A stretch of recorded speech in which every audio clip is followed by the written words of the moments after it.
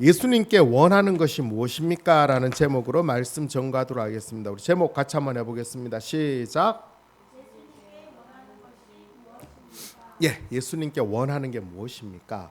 오늘은 본문에 들어가기 앞서서 잠시 우리가 공감 복음을 볼 때 꼭 유념해야 될 부분들을 먼저 한번 살펴보고 넘어갔으면 좋겠습니다.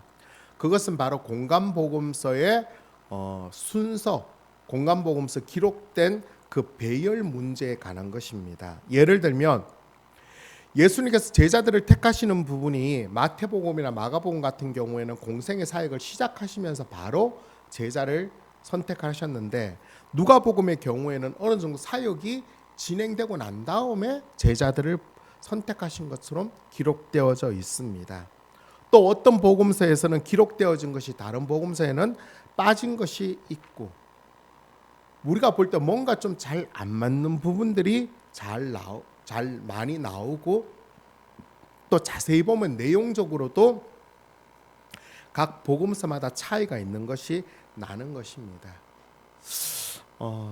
어떻게 생각하십니까? 이런 차이가 있고 이런 어떤 뭔가 좀 이상한 것 같은, 그런 좀 다른 것 같은 그런 생각이 들어도 여전히 성경 말씀이 하나님 말씀이고 진리의 말씀이고 1.1획도 틀림이 없는 그런 하나님의 말씀이라고 믿겨지십니까? 이것을 믿으며 살아야 되는 거예요. 왜 믿어야 되느냐 하면 그 이유는 크게 두 가지를 들 수 있는. 첫 번째는 우선 좀 반대로 생각해 봤으면 좋겠어요. 이 성경이 하나님의 말씀, 하나님께서 기록되어진 성경이 아니라 사람에 의해서 편집되어지고 내려온 것들을 잘 맞춘 거라면, 그렇다면 이렇게 문제가 뻔히 보여지는 이것을 성경이라고 기록했을까요? 이것을 성경이라고 말을 했을까요? 그러지 않았을 것입니다. 만약 사람이 편집을 했다면 당시에 있는 사료들을 모아서 그것을 정리한 거라면 적어도 이런 문제가 일어나지 아니하도록, 이런 불협화음들이 일어나지 아니하도록 정말 잘 정리해서 성경을 기록했을 것입니다. 하지만 성경은 그렇지 않습니다. 따라서 이 성경은 우리가 볼 때 잘 맞지 않지만 그 특별한 이유 때문이라는 것들을 우리가 그냥 인정하고 하나님 말씀으로 받아들일 필요가 있는 것입니다. 두 번째는 허술해 보이고 뭔가 잘 안 맞는 이유가 뭘까 하는데, 그것은 바로 저자들의 저술 의도가 다 달랐기 때문에 그렇죠. 누가복음을 시작하면서 말씀을 드렸죠, 그렇죠? 마태복음은 누구를 위해 주로 대상을 썼다고요? 유대인들을 대상으로 복음서를 썼어요. 또 마가복음은 주로 로마인들이나 로마에 있는 이방인들을 대상으로 기록되어졌고, 그리고 누가복음은 주로 이방인들을 대상으로 예수님에 관한 복음을 기록하였습니다. 대상이 다르다 보면 강조하는 것이 다르고, 강조하는 것이 다르다 보면 중요한 부분이 서로 잘 맞지 않는 부분들도 나오는 거죠, 그렇죠? 쉽게 예를 들면 우리 지난주까지 살펴본 마귀의 시험에 대하여서 마태복음에는 순서가 어떻게 나와요? 철매 돌로 떡을 만들어 먹으라고, 그 다음에는 예루살렘 성전으로 갔다가 세 번째 높은 산으로 가요. 하지만 우리 지난주 살펴본 누가복음은 어때요? 돌로 떡으로 만들고 그 다음에 어디로 가요? 바로 산으로 가죠, 그렇죠? 높은 산으로 갔다 그 다음에 마지막으로 예루살렘 성전으로 올라가는 거예요.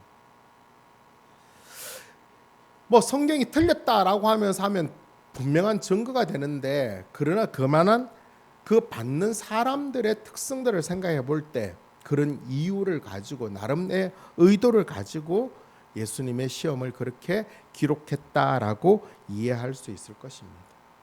무엇 때문에 이 부분이 이렇게 지금 강조하느냐 하면, 이제 누가복음을 볼 때 그런 시간적인 순서가 좀 잘 안 맞는 부분들이 좀 많이 나와요. 그래서 그 부분을 충분히 감안하고 우리가 볼 것에 대하여서 이해하고 시작했으면 좋겠습니다. 오늘 본문에 들어보면 마귀의 시험을 이기신 예수님께서 성령의 충만한 능력을 입고 갈릴리로 돌아오셨다라고 말씀하고 있어요. 갈릴리에서부터 이제 본격적인 공생의 사역을 시작하신 것입니다. 오늘 보면 14절 15절 우리 새번역 버전으로 같이 한번 보겠습니다. 시작. 예수께서 성령의 능력을 입고 갈릴리로 돌아오셨다.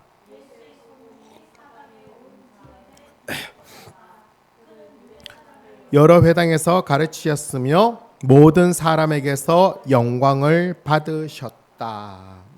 굉장히 압축해서 설명을 했는데 사실 여기에는 좀 많은 행간의 내용들이 있어요. 이 부분을 마가복음에서는 좀 자세하게 기록되어져 있는데 우선 마가복음 1장 14절부터 15절까지 우리 다시 한번 해보겠습니다. 시작. 요한이 잡힌 후 예수께서 갈릴리에 오셔서 이르시되 때가 찼고 하나님의 나라가 가까웠으니 회개하고 복음을 믿으라 하시더라. 마가복음에서는 예수님께서 이제 갈릴리에 오셔서 복음을 전파하시면서 이제 비로소 공생애를 시작하신 것이 나와요. 그리고 마가복음 그 다음 내용이 갈릴리 해변에서 제자들을 선택하시는 내용이 나오고 그 다음에 가버나움 지역으로 가셔서 말씀을 가르치신 내용이 나오고 귀신들을 쫓아내는 내용들하고 여러 가지 일들이 나와요. 그리고 마가복음 1장 28절에 보면 이런 말씀이 나옵니다. 같이 봅니다. 예수의 소문이 곧 온 갈릴리 사방에 퍼지더라. 이 말씀이 오늘 어디와 이어지나요? 오늘 본문 14절 말씀하고 이어지고 있는 것입니다. 즉 예수님께서 마귀의 시험을 받으신 이후에 본문 14절 15절이 기록되기까지 어떤 사역을 하셨는지에 대하여서 마가복음이 좀 자연스럽게 좀 확장해서 설명을 하고 있고 누가복음 그걸 좀 압축시켜서 설명을 하고 있는 거예요. 근데 압축시켰다는 것은 무슨 말이냐면 이 14절 오늘 본문 14절 15절 말씀은 16절부터 이어지게 될 말씀에 대한 전체적인 요약이다라고 보면 되는 거예요.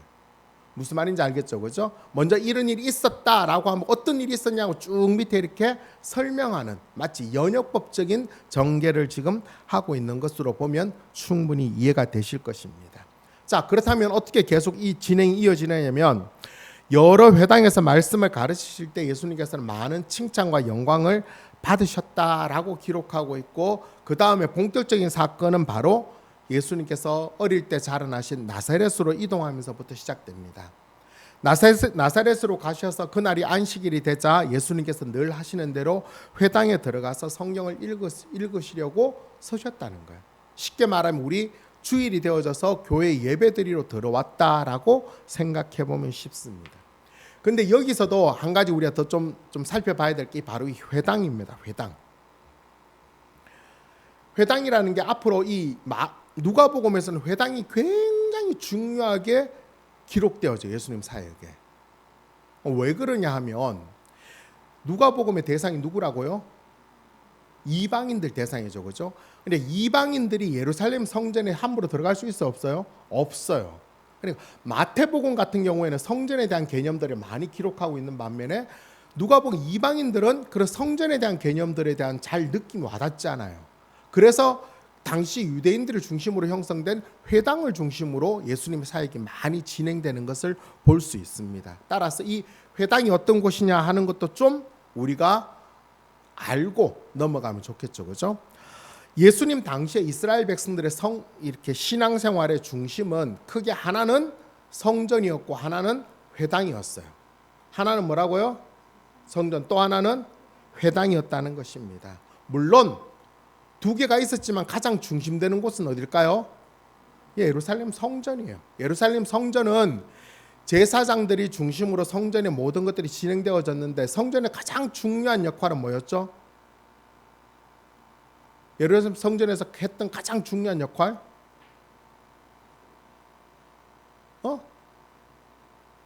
예루살렘 성전에서 했던 가장 중요한 역할이 뭐예요? 이거는 대답 못하면 안 되죠, 그렇죠? 예루살렘 성전에서 가장 중요한 역할은 제사예요, 제사. 성전에서 제일 중요한 건 제사밖에 없어요. 그러니까 뭐 하나님께서 번제를 드려야 속죄제, 속건제, 뭐 이런 화목제 이러냐 하면 제사가 중심이 되는 게 바로 이 성전 신앙생활이에요. 그러니까 사람들이 무슨 일이 있을 때마다 예루살렘 성전에 가서 절기가 있을 때마다 예루살렘 성전에 가서 제사를 드리는 것입니다. 근데 제사는 다른 곳에 드릴 수 있어 없어요? 없어요. 오직 예루살렘 성전에서만 드리는 거예요. 따라서 자주 갈 수 있는 것도 아니고 상황에 따라 갈 수 있는 것은 아니죠. 하지만 그럼에도 불구하고 이 예루살렘 성전은 그들의 신앙의 중심이었던 거예요. 하지만 그 성전에 자주 갈 수 없었기 때문에 이스라엘 백성들의 신앙생활들은 주로 어디를 진행하냐면 바로 회당을 중심으로 신앙생활들이 진행되어졌던, 특별히 나중에 예수님 사후에 예루살렘 성전이 멸망되어져요. 그때는 더더욱 회당을 중심으로 신앙생활들이 왕성히 일어나요. 쉽게 말하면 작은 교회 공동체들을 중심으로 있다는 겁니다. 이 회당이라는 말은 쉽게 말하면 회당이라는 뜻이 뭐냐면 모일회, 집당이에요. 모일회, 집당. 그냥 모이는 장소라는 거예요. 우리가 요즘 우리 일상 기쁨의 교회 이러는데 이 교회가 우리나라 처음 복음에 들어왔을 때는 교회라고 하지 아니하고 뭐라 했냐면 예배당이라고 했어요. 그런데 예배당은 뭐라는 거예요?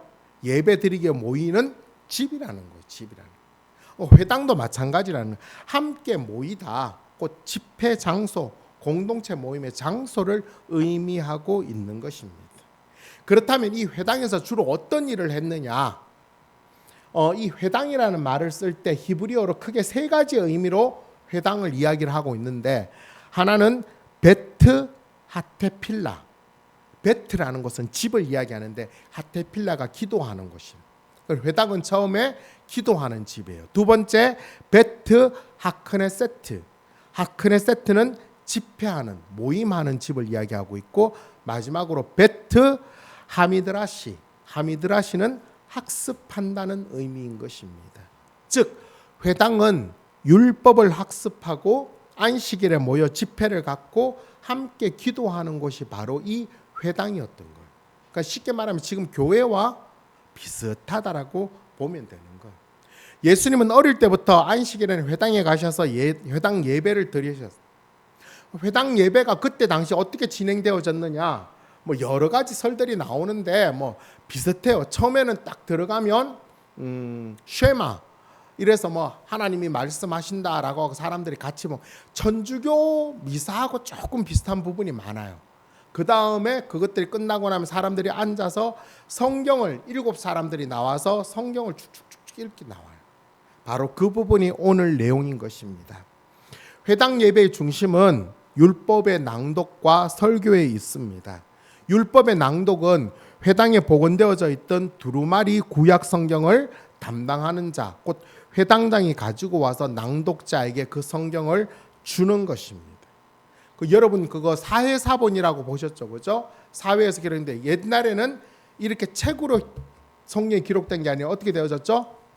두루마리로 되어 있어요. 그 두루마리를 어디 보관했냐면 항아리 같은 데 보관했어요. 그러니까 회당 한쪽에 항아리 같은 데 성경이 막 구약 성경이 꼽혀 있는 거예요. 그러면 회당장이 가서 그걸 하나 뽑아 가지고 읽는 자에게 그것을 전해주는 것입니다. 오늘 또 그렇게 회당장이 성경을 두루마리를 뽑아 가지고 예수님에게 줬는데 누구에게 줬느냐면 예수님에게 어떤 말씀을 줬냐면 선지서, 곧 이사야 선지서에 대한 내용을 준 것입니다. 그러자 예수님께서는 그 성경에 대하여서 쭉 펼쳐서 순서대로 원래 그랬는지 모르겠지만 예수님께서 찾아 읽으신 것은 바로 이사야 61장 1절 2절 말씀을 읽으셨던 것입니다. 근데 낭독자가 단순하게 성경만 낭독하는 것이 아니라 이것에 대해서 설명을 했어요. 그런데 구약 성경이 그렇게 함부로 설명하는 게 쉬워요, 어려워요?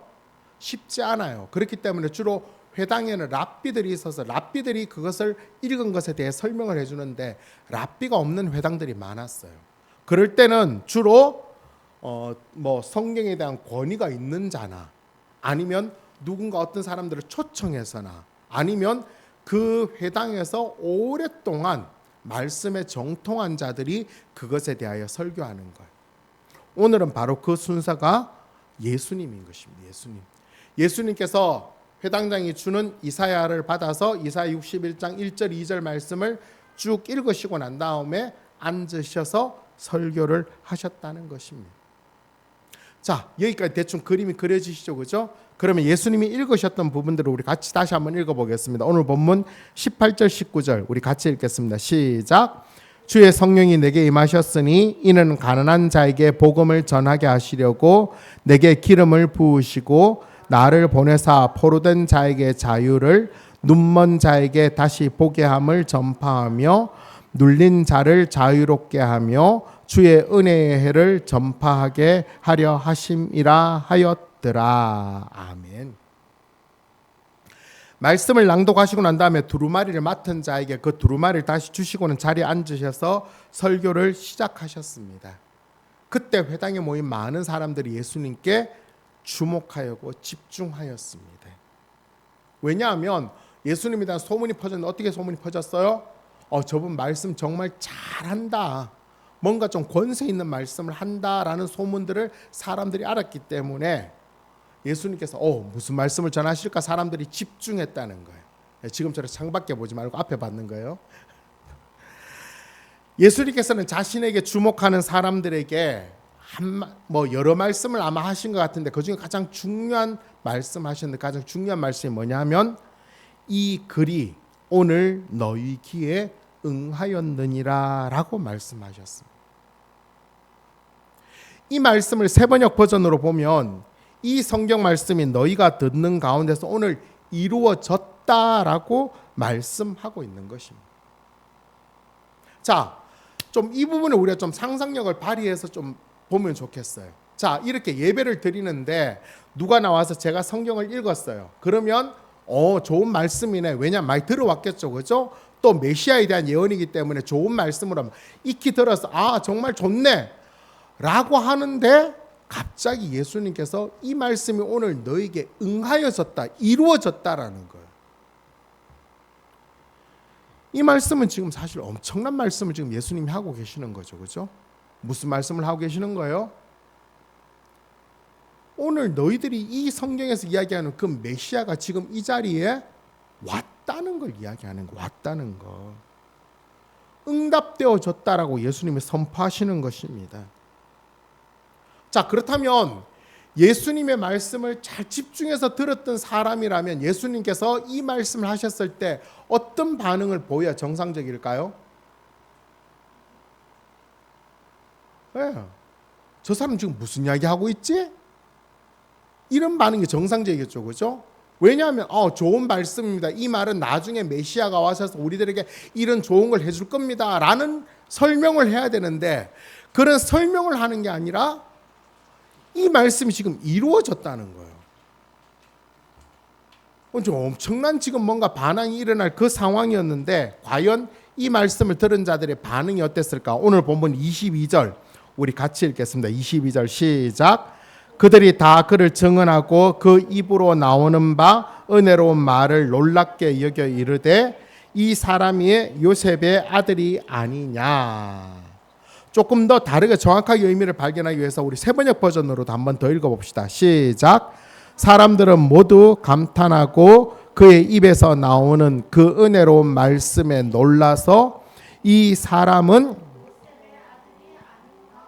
하고 말하였다. 예. 좀 쉽게 표현하자면 저 사람 참 말 정말 잘하네. 그런데 저 사람 요셉의 아들이 아니야? 라는 표현이라는 것이 야든 표현. 자, 이 부분이 오늘 설교에서 제일 중요한 부분입니다.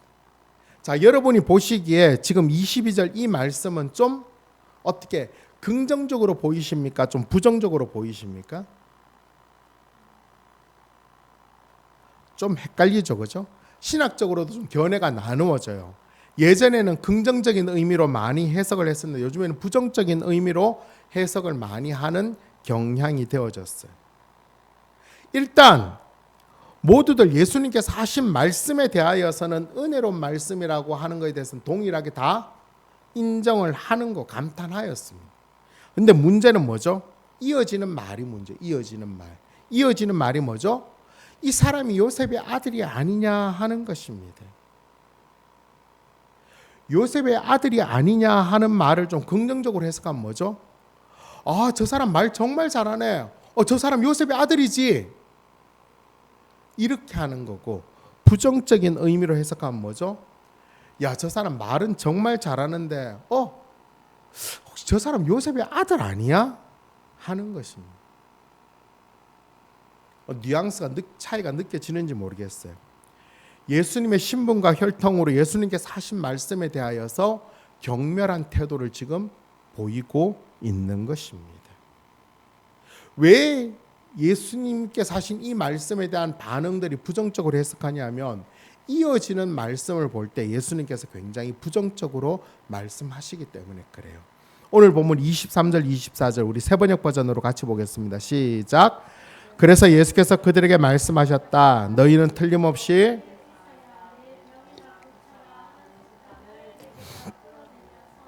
우리가 들은 대로 당신이 가버나움에서 했다는 모든 일을 여기 당신의 고향에서도 해보시오 하고 말하려고 한다. 예수께서 또 말씀하셨다. 내가 진정으로 너희에게 말한다. 아무 예언자도 자기 고향에서는 환영을 받지 못한다.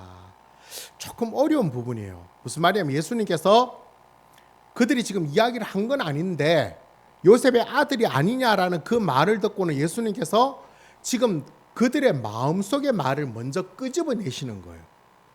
뭘 먼저 끄집어내시나요? 예수님께서는 한 속담을 인용하세요. 그 속담의 말이 뭐죠?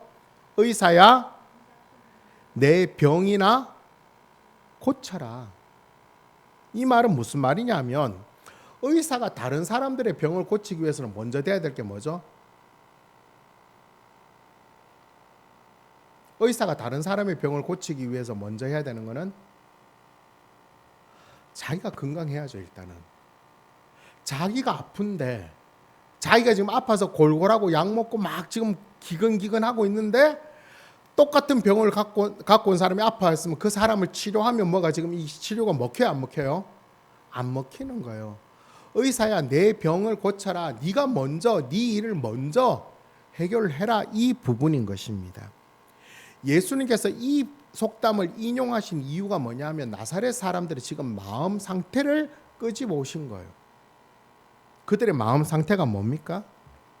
지금 예수님의 설교를 듣고 있는 나사렛 사람들, 이 회당에 모인 사람들의 관심은 어디가 있는가요?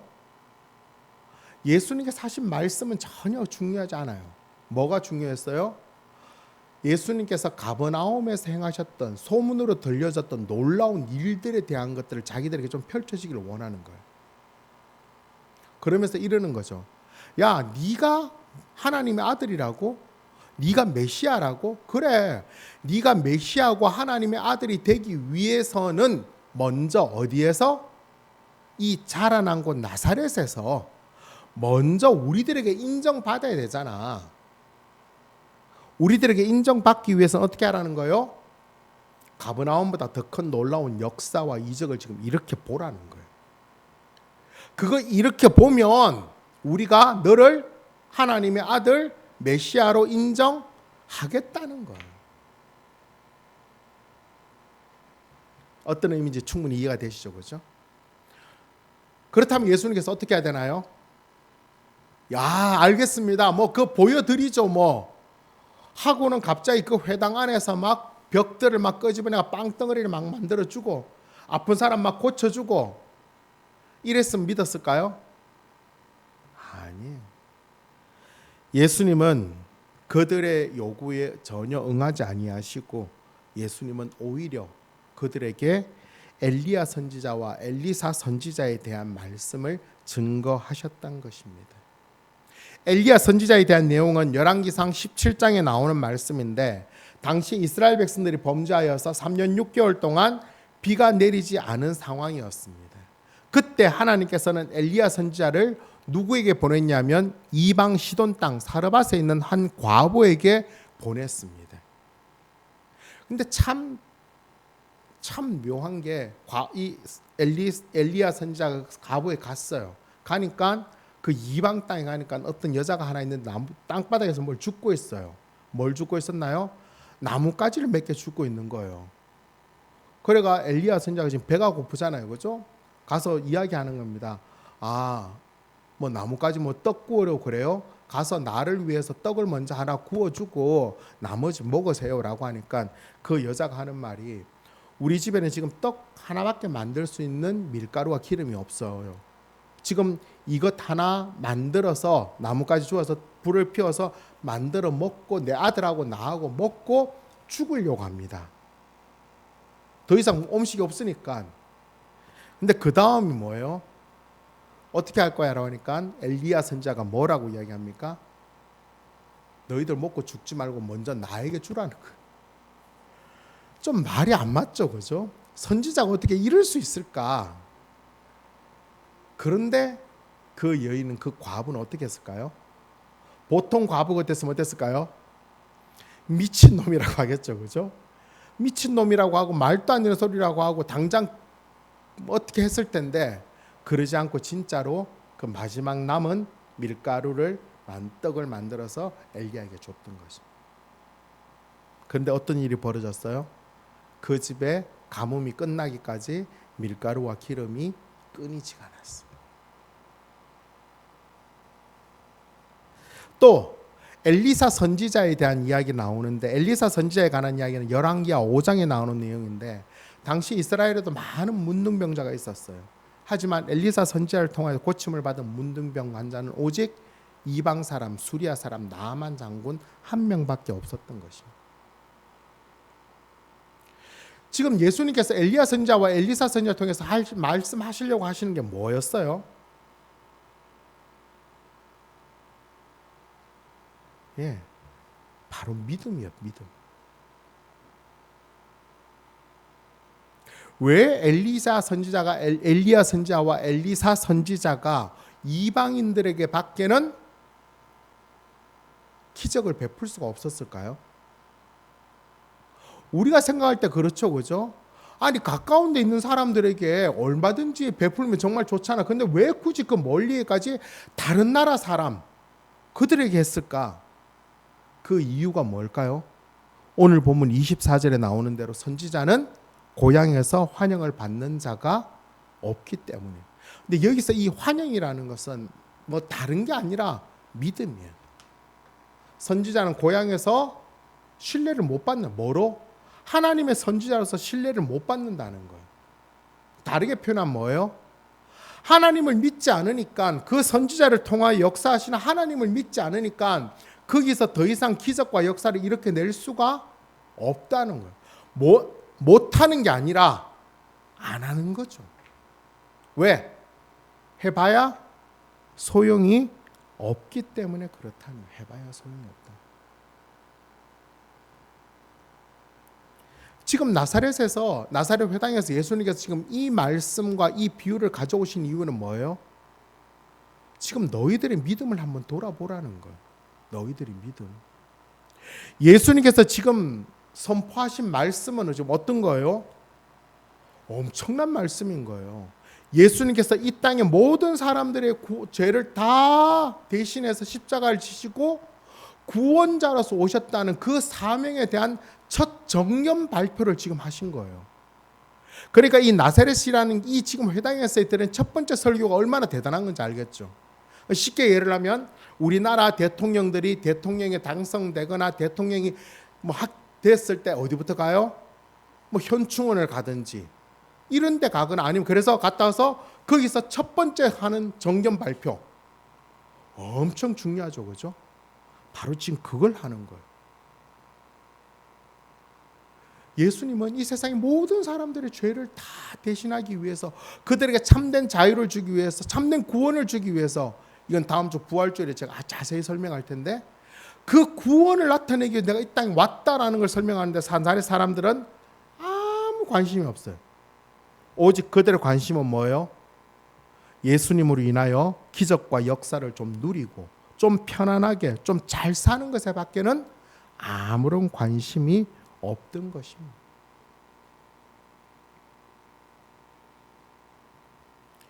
예수님께 그 마음을 들켜버린 사람들, 만약에 이들이 예수님에게 이런 마음이 아니었다면 예수님이 이렇게 말씀하셨을 때 어떻게 했을까요? 아닙니다. 말씀이 이렇게 나와야 되는데 이들이 엄청나게 화를 내요. 왜 화를 냈을까요? 들켰다는 게죠, 그 마음이. 그런데 정말 못된 건 뭐냐면, 들킨 것에 끝나지 않고 예수님을 동네 바깥으로 쫓아내고 예수님을 어디까지 모시고 와요? 그 마을이 세워진 산 낭떠러지까지 예수님을 막 끌고 가는 거예요. 뭐 하려고? 예수님을 그 낭떠러지에서 떨어버리려고. 왜? 필요 없다는 거예요. 필요 없다는 거. 뭐 이런 쓸데없는, 야 네가 뭐 하나님의 아들 야 너 어릴 때부터 다 봐왔어. 너 아무것도 아니야. 너 가난한 목수, 못 배운 목수의 아들이야. 그냥 너는 어른. 그런데 어디 감히 우리들에게 지금 훈계질하고 자기의 마음을 오히려 더 극대적으로 반대로 표현하기 위해서 예수님을 죽이려고까지 했던 것입니다. 하지만 어떻게 나오셨는지 자세한 기록은 알 수 없지만 예수님께서는 그들 가운데로 지나셔서 나오셨다라고 말씀하고 있는 것입니다. 오늘 본문의 전체적인 내용을 쭉 살펴봤는데 여기서 우리가 한 가지만 꼭 살펴봐야 되는 건 무엇이냐면 우리가 예수님께 원하는 게 뭔가 하는 것입니다. 오늘 우리가 예배 드리는 이유가 뭐죠? 우리가 이렇게 말씀을 듣는 이유가 뭐죠? 우리가 말씀을 듣고 예배를 드리는 이유가 예배를 통하여 하나님께 영광을 돌리는 것이고 말씀을 들음으로 우리 자신을 변화시켜서 하나님의 기준대로 살고 예수님을 닮아가려는 그 목적 하나 외에는 없는 것입니다. 그런데 혹시나 우리가 예배를 드리고 말씀을 듣는 이유가 오늘 나사렛 사람들과 같은 마음이라면 정말 심각한 것입니다. 이 땅에서 내가 원하는 삶을 살기 위해서 예수님께서 좀 역사해 주시고 어떤 특별한 기적을 좀 일으켜 달라라고 혹시나 우리가 예배드리거나 하나님 앞에 나아오진 않습니까? 우리가 정말 끊임없이 물어야 되는 것은 우리가 예수님을 믿는 이유가 무엇인가 하는 것입니다. 왜 예수님을 믿나요? 예수님께 원하는 게 뭔가요? 이 땅에서 내가 잘 먹고 잘 살고 내가 원하는 대로 내가 계획하는 대로 살기 위해서 예수님이 필요한 거. 왜? 역사와 기적을 일으킬 한 분이 필요하니까. 그렇게 예수님을 믿고 있고 그렇게 예수님을 원하고 그렇게 예수님을 요구한다면 그것은 예수님을 정말 오해하고 제대로 믿고 있지 않는 것입니다. 예수님께서 땅에 주시려고 했던 복음의 역사는 다른 거예요. 누가는 이 누가복음을 기록할 때 이방인들을 위해 주로 썼는데 직접적으로 표현한 이 대상자가 누구냐 하면 누가복음 1장에 나오는 데오빌로 각하라는 사람이 나와요. 직접 데오빌로 각하에게 이 말씀을 썼다라고 하고 있는데 이 데오빌로 각하가 누군지에 대해서는 좀 신학적으로 많은 이유가 있는데 보편적으로 인정하는 것은 로마의 고위 공직자였다는 것에 대해서는 다 같이 동의를 해요. 자, 그렇다면 생각해 봅시다.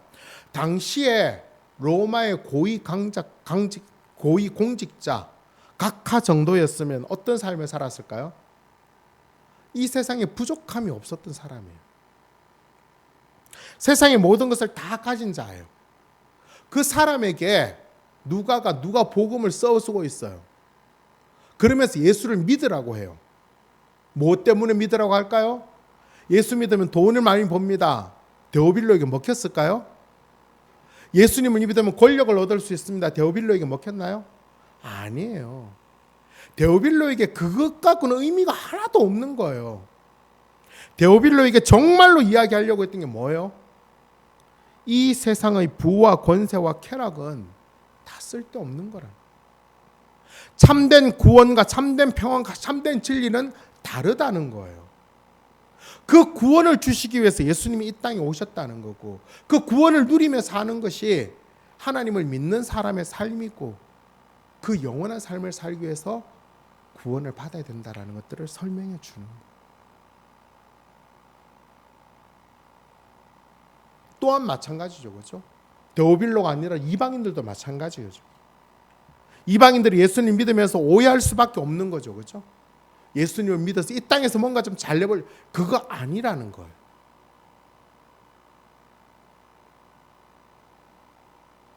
우리는 정말 이 부분을 잘 기억해야 되는 것입니다.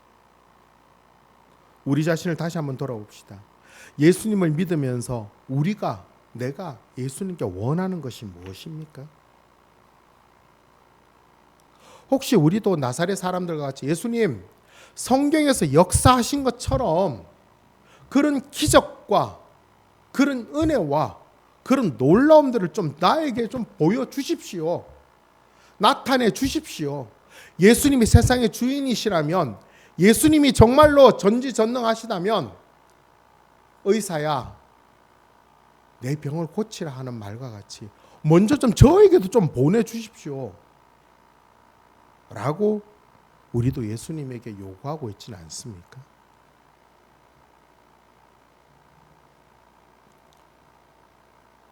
우리가 이 나사렛 사람들이 악하다고 본다면 우리 또한 그런 삶을 사는 것과 똑같은 것입니다. 우리가 믿고 있는 예수님은 그렇게 우리의 종이거나 우리가 원하는 삶, 우리가 원하는 것을 주시기 위한 그런 분이 아닙니다. 우리에게 구원과 영원토록 영광스러운 하나님 나라의 삶을 주시기 위해서 예수님 이 땅에 오셨습니다. 우리가 그 예수님에 대한 바른 자세는 예수님을 우리 삶의 주인으로 모시고 우리 삶과 생각을 변화시켜서 예수님 차처럼 사는 것이, 예수님과 같이 되어지는 것이 우리가 예수님을 믿는 가장 분명한 이유인 것입니다. 우리가 예수님께 원해야 될 가장 한 가지가 있다면 그 한 가지는 예수님 좀 닮게 해주십시오. 우리 자주 부르는 찬양 있죠, 그죠?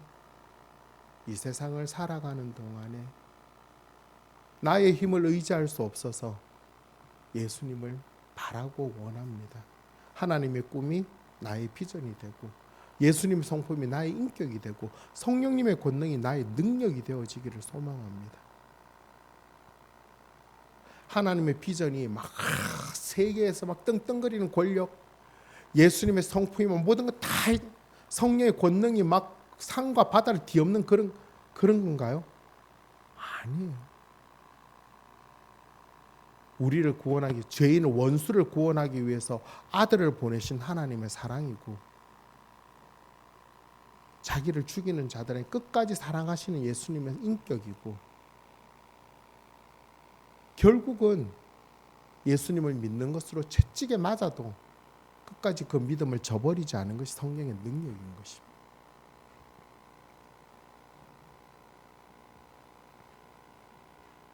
우리가 예수님을 믿는 가장 분명한 이유를 늘 기억하며 믿을 수 있기를 바랍니다. 예수님을 온전히 믿을 때 진정 참된 진리 가운데서 참된 평안과 기쁨의 삶을 우리가 풍성히 누리며 살아갈 수 있게 되는 것입니다. 이번 한 주간 또 어떤 상황, 또 어떤 형편이 우리에게 주어질지 알 수 없지만 항상 내가 예수님에게 원하는 게 뭘까? 그것을 늘 기억함으로 참된 구원과 평안의 삶을 사는 그런 저와 여러분 되시기를 간절히 바랍니다. 아멘. 말씀 맺도록 하겠습니다. 오늘 설교 제목이 뭔지 기억하시나요? 예수님께 원하는 것이 무엇입니까? 오늘은 특별히 종려주일입니다. 종려주일. 예수님께서 우리를 구원하시기 위해서, 우리의 모든 죄의 값을 치루시기 위해서, 십자가를 지시기 위해서 예루살렘으로 입성하던 날을 기념하는 주일입니다. 이날 예루살렘 성에 있던 수많은 사람들이 성이 떠나갈 듯이 환호했고 예수님을 환영했습니다. 왜 그랬을까요? 그들이 예수님에게 원했던 게 뭘까죠? 단 하나였어요. 지금까지 보여주셨던 예수님의 그 역사를 계속해 드러내려는 어떤 거? 보리떡 2마리에 물고기 5개로 오병이어 역사를, 그럼 이제 먹을 걱정 안 해도 되는 거예요. 예수님이 갖고 가면 언제든지 먹을 게 나오니까. 또 아픈 자들 어떻게 해요? 예수님 데려가면 낫는 거예요. 그로 인해 로마 군대로 박살내게 될 것이고 세상에서 떵떵거리며 살 수 있게 되는 거예요. 모든 질병이 고쳐지고 자기가 원하는 삶을 마음껏 살게 해주시는 슈퍼맨 예수님, 그 슈퍼맨 예수님을 이스라엘 백성들은 원했어요. 그리고 엄청나게 환영했습니다. 하지만 며칠 후 그들이 원하는 대로 예수님께서 행하시지 않자 예수님을 십자가에 못 박으라고 더 크게 외쳤던 것입니다.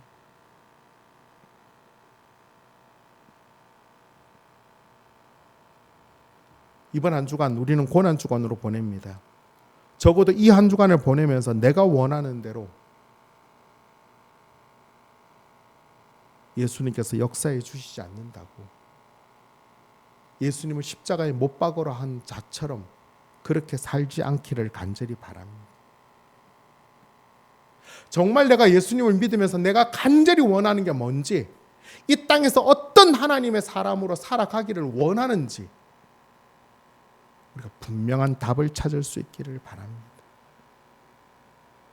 예수님께서 그토록 우리에게 주시기를 원하셨던 그 구원이 무엇인지, 우리가 이 땅에서 누려야 될 구원의 삶이 무엇인지를 우리가 분명하게 정리를 해야 되는 거예요. 그걸 정리해 놓지 않으면 끊임없이 나사렛 사람들과 똑같이 예수님께 이 세상의 것을 원하는 거예요.